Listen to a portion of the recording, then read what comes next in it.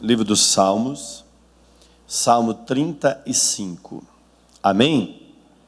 O livro dos Salmos é fácil de encontrar, que é só você abrir a Bíblia na metade e já está nos Salmos.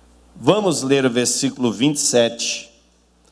Diz assim a palavra do Senhor: cantem e alegrem-se os que amam a minha justiça, e digam continuamente: o Senhor, que ama a prosperidade do seu servo, seja engrandecido. Amém? Eu vou ler mais uma vez esta palavra. Cantem e alegrem-se os que amam a minha justiça, e digam continuamente: o Senhor, que ama a prosperidade do seu servo, seja engrandecido. Amém? Amados, este salmo que nós acabamos de ler, Salmo 35, é mais um dos muitos salmos escritos pelo rei Davi. Davi era um salmista muito inspirado por Deus. E qual o propósito dos salmos? Os salmos eram poesias, mensagens, louvores a Deus e também orações. Eu costumo dizer, é aquela pessoa que diz assim: eu não sei orar, eu dobro os joelhos para orar e as palavras não vêm, eu não consigo me expressar em oração. Adquira o hábito de ler os salmos, porque os salmos são orações, e aí futuramente você vai usando as palavras dos salmos para se expressar como o salmista se expressava. E este salmo de Davi é uma oração incomum. Este é um dos poucos salmos conhecidos como salmos imprecatórios. O que significa isso? O salmo imprecatório era uma oração onde o salmista pedia para Deus entrar com providência contra os inimigos. Era uma oração onde o salmista pedia para Deus lutar contra o inimigo e derrotá-lo, e até destruí-lo, se fosse o caso. O salmo imprecatório era onde o salmista pedia para que o Senhor entrasse com providência contra o inimigo. Se você observar o início deste salmo, ele diz assim, olha só: pleiteia, Senhor, com aqueles que pleiteiam comigo. Ou seja, ele primeiro pede para que Deus esteja ao lado daqueles que estão ao seu lado, daqueles que estão no mesmo pleito, na mesma batalha, na mesma disputa. Então ele pede: pleiteia, Senhor, com aqueles que pleiteiam comigo. Ou seja, Senhor, esteja ao lado, ajuda aqueles que estão me ajudando, aqueles que estão ao meu lado para me ajudar. Aí ele diz aqui, olha só: peleja contra os que pelejam contra mim. Ele pede para que Deus batalhe, que Deus peleje contra aqueles que pelejam contra ele. Ele ainda diz aqui no versículo 3, olha só, ele fala: tira da lança e obstrui o caminho aos que me perseguem. Ele está pedindo: Senhor, vai lá e obstrui o caminho dos que me perseguem. Obstruir, você sabe o que é, né? É interromper, é criar um obstáculo. Então ele está pedindo para Deus criar um obstáculo no caminho daqueles que o perseguem, daqueles que querem o seu mal. Então, uma oração incomum, porque a palavra de Deus diz, e Jesus falou isso, que nós devemos orar pelos que nos maltratam e nos perseguem, bendizer os que nos maldizem, amar os que nos odeiam. Então, diante dessa palavra de Jesus, que devemos amar os que nos odeiam, orar pelos que nos maltratam e nos perseguem, esta oração do salmista pedindo para Deus ir contra aqueles que querem o seu mal, ela está meio incomum, não está? Porém, ela não é antibíblica. Por quê? Porque a palavra de Deus, ela diz o seguinte, que nós temos que amar ao nosso próximo como a nós mesmos. Jesus resumiu os mandamentos em 2. Não eram 10 apenas, era uma infinidade de mandamentos. Aqui 10 eram os principais, mas era uma infinidade de mandamentos, impossível de qualquer pessoa cumpri-los todos. A lei de Moisés, ela trazia uma série, milhares de mandamentos e obrigações. E o Senhor, ele resume todos os mandamentos em 2. Primeiro, amar a Deus sobre todas as coisas.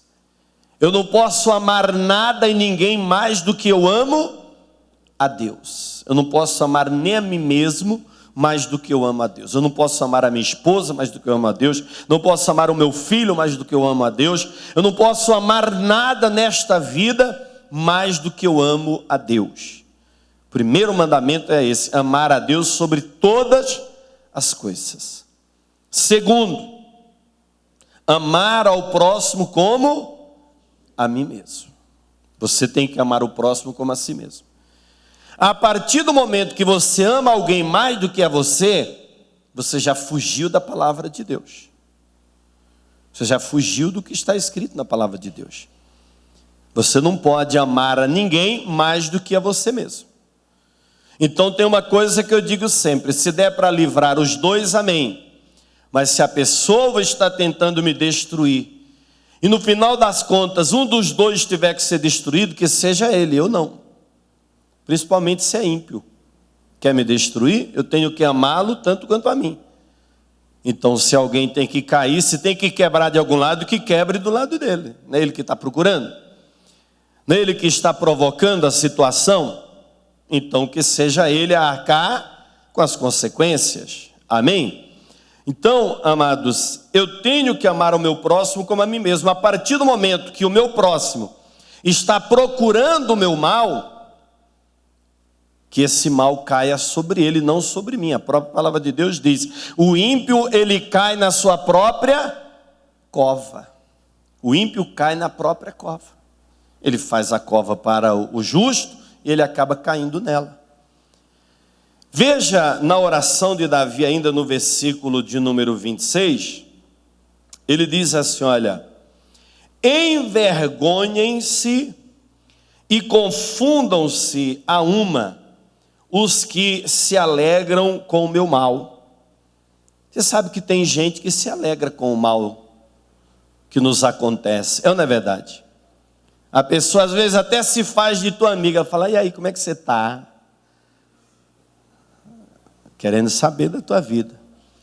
Aí você começa a contar teus problemas para a pessoa e ela: nossa, que chato, hein? Puxa, estou torcendo por você, mas na verdade no coração dela ela está vibrando, bem feito. Porque a pessoa está mal, a pessoa está derrotada. A pessoa está com a vida destruída, ela quer que você também esteja. Ela não quer que você esteja bem. Ela não quer te ver bem. Porque ela está mal. Você está entendendo? Mas a palavra de Deus está aqui, olha, o salmista está orando e pedindo: Senhor, envergonhem-se e confundam-se a uma aqueles que buscam o meu mal. Se é para me fazer o mal, que se dê mal. Se buscam o meu mal, que se dê mal. Quer dizer, se der para Deus livrar, Deus proteger, Deus ter misericórdia e abrir os olhos da pessoa e fazê-la compreender que o mal que ela está tentando fazer para os outros vai acabar voltando para ela e ela se arrepender a tempo, amém, glória a Deus. Agora, se alguém tem que sofrer o mal, que seja a pessoa que está buscando o mal. É ou não é verdade? Não pode o justo ficar a vida inteira sofrendo o mal. Então veja só, ele diz aqui ainda: vistam-se de vergonha e de confusão os que se engrandecem contra mim. Quando se confia em Deus, Deus nos faz prosperar. Deus faz o milagre acontecer. Veja o versículo 27 que nós lemos. Ele diz: cantem e alegrem-se os que amam a minha justiça. Quem ama a justiça de Deus, pessoa que busca a justiça de Deus, a pessoa sabe que Deus é justo e fiel, e ela procura andar e viver segundo a palavra de Deus, porque ela quer que Deus seja justo para com ela. Ela quer que Deus a abençoe, ela quer a honra de Deus na sua vida. Então veja só: cantem e alegrem-se os que amam a minha justiça, e digam continuamente: o Senhor que ama a prosperidade do seu servo.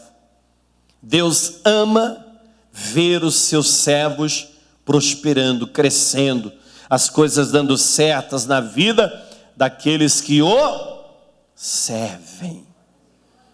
Deus ama a prosperidade dos que o servem. Para Deus amar a tua prosperidade, você precisa servir a Deus. Precisa tê-lo como teu único, suficiente, exclusivo e eterno Salvador, e obedecer a palavra dele sem questioná-la. Porque o problema de muitas pessoas é que a pessoa fica questionando a palavra de Deus. A pessoa não obedece a palavra, não guarda a palavra, não serve a Deus de verdade. A pessoa está na igreja mais para questionar a palavra de Deus do que para servi-lo, na verdade. E aí Deus não tem como abençoar. Então veja só, Deus ama, o Senhor ama a prosperidade do seu servo, de quem serve a Deus. O Senhor que ama a prosperidade do seu servo seja engrandecido. Deus foi engrandecido na vida de Davi. Quanto mais Deus opera na vida de uma pessoa, mais ela crê que Deus é grande. Deus abre uma porta de emprego para a pessoa. Puxa, Deus é grande. Só que aí aquele emprego não é um emprego qualquer. A pessoa vai trabalhar num cargo de confiança, num cargo de chefia. Aí ela já fala: poxa, Deus é tremendo, Deus é poderoso, Deus é grandioso. Aí quando ela chega lá na empresa, o salário que ela pensou que ia ganhar, ela ganha o dobro. Ela vê que Deus é mais poderoso ainda. Deus é mais grandioso ainda do que ela imaginava. Daqui a pouco Deus pega a empresa e dá para a pessoa. Aí que ela vai dizer: esse Deus é grande mesmo, esse Deus é poderoso.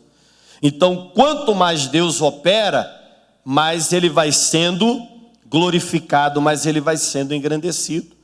Então Deus foi engrandecido na vida de Davi, na vida de Josafá, na vida de Neemias.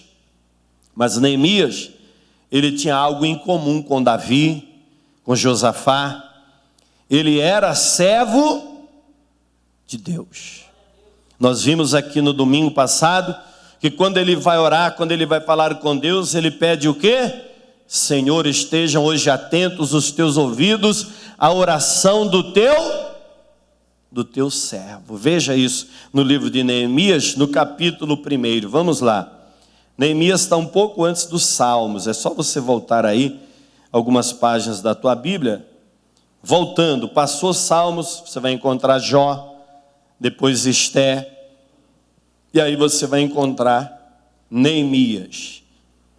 Neemias capítulo 1, no versículo 11, diz assim, olha: ah, Senhor, estejam, pois, atentos os teus ouvidos à oração do teu o que, igreja?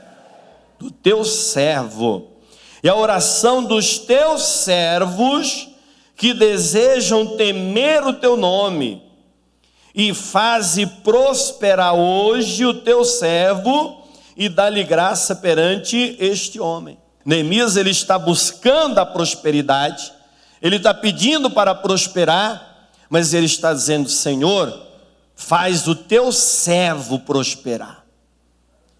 Ele quer a prosperidade de Deus, que ama a prosperidade do seu servo, e ele sabiamente está se apresentando como servo do Senhor. Senhor, faze prosperar o teu servo. Ouve a oração do teu servo. E Deus ouviu e deu a ele graça, e o rei o liberou para ir a Jerusalém reedificar os muros, e o rei deu a ele carta de autorização para chegar até Jerusalém e fazer a obra. O rei deu a ele madeira para construir os muros e construir uma casa para ele morar também em Jerusalém.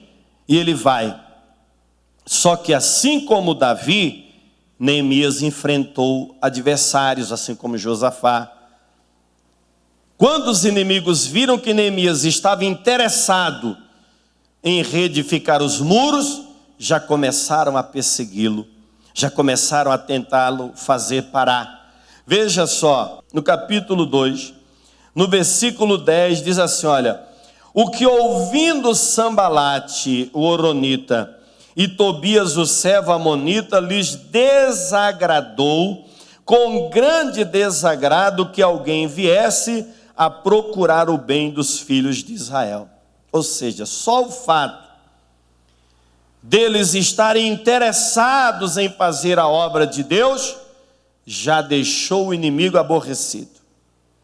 É assim que acontece conosco também. Às vezes a pessoa te odeia de graça. Você não fez nada para ela, aliás, você só fez o bem para ela. E mesmo assim ela te odeia. Mesmo assim ela quer o teu mal. Mesmo assim ela tenta te prejudicar no teu trabalho, na tua parentela, na tua vizinhança. É ou não é verdade? Você não fez nada de mal para a pessoa, pelo contrário. Você até fez o bem para ela, só que ela quer o teu mal. É o que aconteceu aqui, o Sambalate, o Tobias, estão odiando Neemias e os demais judeus de graça. Neemias vai conversar com os judeus e vai conseguir fazê-los acreditar na obra. E eles dizem: nos levantemos e edifiquemos, e esforçar as suas mãos para fazer o bem. Mas o inimigo não ficou quieto. Ele não aceitou que Neemias e os demais judeus estivessem ali dispostos a fazer o bem. Às vezes o inimigo ele luta contra você só porque você está fazendo o bem. Fala: puxa, mas eu não fiz nada de errado. Pois é, não precisa você fazer nada de errado. Só o fato de você fazer o bem já é motivo para o inimigo querer o teu mal. Para o adversário querer o teu mal. O invejoso querer te ver se dar mal. Então veja só, no versículo de número 19 do capítulo 2, diz assim: olha, o que ouvindo Sambalate, o horonita, e Tobias, o servo amonita, e Gesem, o arábio, zombaram de nós e desprezaram-nos e disseram: que é isso que fazeis? Quereis rebelar-vos contra o rei? Então eles já chegam para Neemias, intimando Neemias com os demais judeus: o que é isso que vocês estão fazendo? Vocês estão por acaso se rebelando contra o rei? Você veio de lá da Pérsia para estabelecer um reino aqui, lutar contra o rei da Pérsia? Deixa o rei saber disso para você ver. Só que Neemias sabia o que ele estava fazendo. E Neemias não dá muita bola para ele, só diz aqui, olha, versículo 20. Então lhes respondi e disse: o Deus dos céus é o que nos fará prosperar, diga prosperar. E nós, seus servos, nos levantaremos e edificaremos, mas vós não tendes parte, nem justiça, nem memória em Jerusalém. É bom você entender uma coisa: quando falamos de prosperar, tem gente que quando você fala a palavra prosperar, ela pensa ganhar muito dinheiro. Algumas pessoas quando você fala prosperar, já vem aquele monte de cifras na cabeça dela, né? Cartão de crédito. Quando você fala de prosperar, a pessoa já pensa em dinheiro. Dinheiro faz parte da prosperidade. Ganhar dinheiro está no contexto da prosperidade. Mas prosperar não consiste apenas em ganhar dinheiro. Prosperar significa avançar, seguir em frente. Então, quando você busca a prosperidade, você está buscando avançar todas as áreas da tua vida: financeira, profissional, sentimental, conjugal, familiar e principalmente a tua vida espiritual. Eu não sou contra você ganhar dinheiro, não. Mas eu acho um desperdício a pessoa ganhar dinheiro e não ter paz para dormir, não ter saúde, não ter uma família harmoniosa. Eu acho uma pena pessoa ter muito dinheiro, mas não ter uma vida digna de um servo, de uma serva de Deus. E o pior, morrer e ir para o inferno. Isso que é o pior. Porque quantos anos eu ainda vou viver? Estou com 41, né? Se eu viver mais 40, não sei se eu vivo 40. Meu pai faleceu aos 81, não sei se eu vivo mais 40 anos. Deus é que sabe. Por mais que eu viva uma vida de conforto e luxo, é muito pouco diante do que Deus tem para a eternidade. Você concorda comigo? Então, amados, prosperar não é só ganhar dinheiro. Jesus falou: de que adianta o homem? Aí ele está falando para quem está na igreja também. De que adianta o homem ganhar o mundo inteiro e perder a sua alma, perder a salvação? Então, quando Neemias diz: o Deus do céu é o que nos fará prosperar, ele está dizendo: o Deus do céu é o que nos fará avançar, tendo a bênção dele em todas as áreas da nossa vida, financeira, profissional, conjugal, familiar e principalmente a vida espiritual. No capítulo 3, a palavra de Deus apresenta os edificadores do muro. E lá no capítulo 4 já volta a perseguição dos inimigos. É quando Neemias vai fazer a oração que Davi fez lá no Salmo 35. Veja, no capítulo 4, versículo 1 diz: e sucedeu que, ouvindo Sambalate que edificávamos o muro, ardeu em ira e se indignou muito e escarneceu dos judeus. Olha só que maldição, né? Próprio Satanás, porque o que Neemias e os demais judeus fizeram contra esse Sambalate? Nada. Ele os odiava de graça, amados. Ele queria o mal dos judeus de graça. No versículo 2 fala: e falou na presença de seus irmãos e do exército de Samaria e disse: que fazem esses fracos judeus? É aqui que eu vejo uma incoerência no caso lá, e também acontece conosco. Porque ele chama os judeus de quê, igreja? Do quê? De fracos. Se eles são fracos, por que ele está preocupado com os judeus então? Se são fracos, deixa que eles vão se quebrar sozinhos. Não são fracos? Sabe por que ele perseguia? Porque com a boca ele dizia que eram fracos, mas no coração ele sabia que eram fortes, porque tinha o Deus Todo-Poderoso com eles. E quando Deus está contigo, você pode ser fraco aos olhos dos homens, mas Deus te torna forte. Deus te fortalece com a presença dele na tua vida. Você trabalha numa empresa, os teus colegas te chamam de louco, retardado, perturbado, fanático, Bíblia, crente Bíblia, não sei o que mais. Te desprezam tanto. Se você é tudo isso, por que eles estão tão preocupados com você? Qual a explicação? Não existe. Não existe explicação. Se os judeus são fracos, por que eles estão preocupados? Porque os judeus não eram tão fracos assim como ele estava querendo convencer a si mesmo que eram. Então veja só, que fazem esses fracos judeus? Permitir-se-lhes a isso? Sacrificarão? Acabar-ão num só dia? Vivificarão dos montões do pó as pedras que foram queimadas? Ele faz aqui uma série de perguntas. Vamos permitir que eles consigam fazer esse muro? Eles vão sacrificar, ou seja, vão festejar a conclusão dos muros, eles vão festejar. Eles estão no propósito de impedir.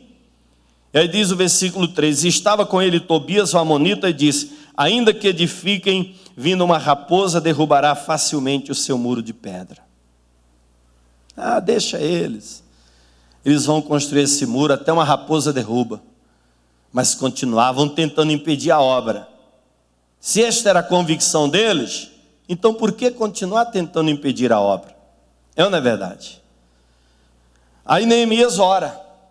Aqui está a oração de Neemias no versículo 4. Ele fala: ouve, ó nosso Deus, que somos tão desprezados, e caia o seu opróbrio, ou seja, a sua humilhação, sobre a sua cabeça, e faze com que sejam um despojo numa terra de cativeiro.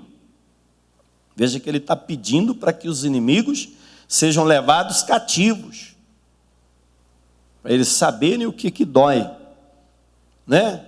Neemias era cativo na Pérsia, ele sabia o que significava isso, então ele está pedindo, Deus, que eles experimentem a mesma dor que eu experimentei, para eles saberem se é bom. Eles estão aqui me perseguindo, porque eles não sentiram a dor que eu senti durante toda a minha vida, como cativo.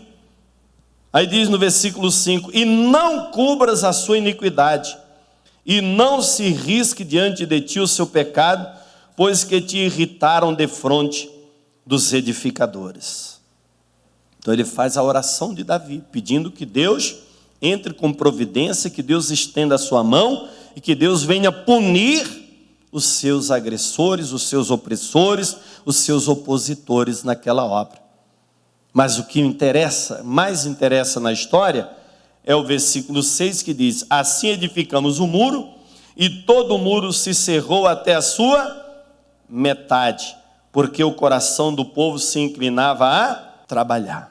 É isso que interessa. Por mais que houvesse perseguição, por mais que houvesse levante, por mais que houvesse opressão, eles estavam trabalhando. Diga, eu não posso parar de trabalhar. Eu não posso parar de avançar.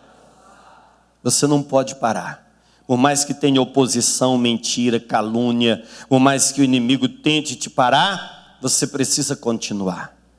Então é esta palavra que Deus tem para o teu coração nesta noite. Avance, continue trabalhando, continue lutando, continue crendo. Por mais que o inimigo coloque obstáculos e barreiras e tente te fazer parar, mantenha o teu foco, continue buscando, continue a campanha de oração, porque o teu Deus é o Deus que ama a prosperidade dos que o servem. Ele vai te fazer prosperar, porque Ele tem prazer de ver os seus servos prosperar. Todo pai, toda mãe quer ver o seu filho bem, sim ou não? O pai e a mãe que não quer ver o filho bem, ele está maluco da cabeça. Ele tem uns 4 parafusos a menos e ainda tem uns 2 soltos. É ou não é verdade? Porque se o pai e a mãe estão no seu juízo perfeito, ele quer ver o seu filho bem de saúde, ele quer ver o seu filho feliz, bem espiritualmente, prosperando, quer ver o filho abençoado, sim ou não? E Deus também quer nos ver bem. E a palavra de Deus diz que Ele é o Deus, como eu disse há pouco, Ele tira o pobre do pó e o levanta e o assenta entre os príncipes. Para a gente concluir, vamos ler essa palavra. Primeiro livro do profeta Samuel,